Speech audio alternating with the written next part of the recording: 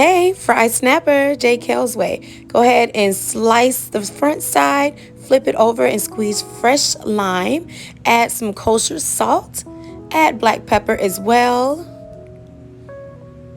Add some Creole seasoning.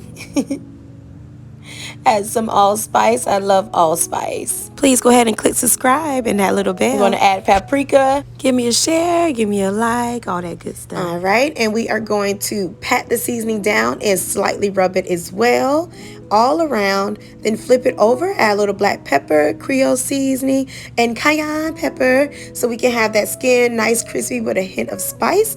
And again, we're going to rub that on the fish inside of the slits as well. In our cast iron skillet, we're going to put some avocado oil. I love to season my oil, so we did put a handful of our peppers and some garlic.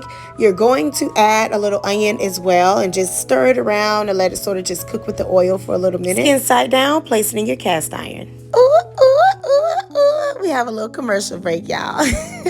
So we're going to go ahead and make our sauce that's going to be cooked with the fish. We are going to cook that. If you want to multitask, please do this while your fish is frying, because it's best to have your sauce ready as soon as the fish is done. Now back to the sauce. What you're going to do is you have the beautiful bell pepper family, red, green, yellow, and orange. You're going to slice them up and put them inside of the blender with some olive oil. I use fresh thyme as well, some fresh parsley. I use sweet onion as well as red onion. Go ahead and put all of that inside of your blender. That is habanero pepper. The habanero pepper is going to give us a nice good kick, and we're going to do a half a lemon freshly squeezed inside of there as well with some salt, pepper, and more olive oil. And there we go. That's how you make your 4-pepper sauce for your dish. Let's go. All right, our skin side is nice and crisp. We can go ahead and flip our snapper fillet over. If you haven't already, this is the perfect time to click subscribe. Look at that, look at that.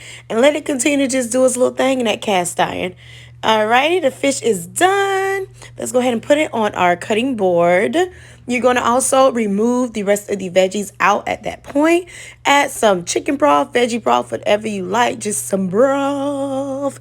Let it boil. Once you see it boiling, you're going to go ahead and add that beautiful blended 4-pepper sauce. Ooh, it looks so good. Go ahead and add the remaining veggies that you happen to have.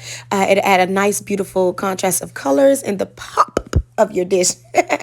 I am sorry I forgot to record when I added the shrimp, but go ahead and add your shrimp and some pepper and Creole seasoning and get your little spatula, and you're going to part that shrimp like it's the Red Sea, baby. And you're going to place your snapper right in the middle.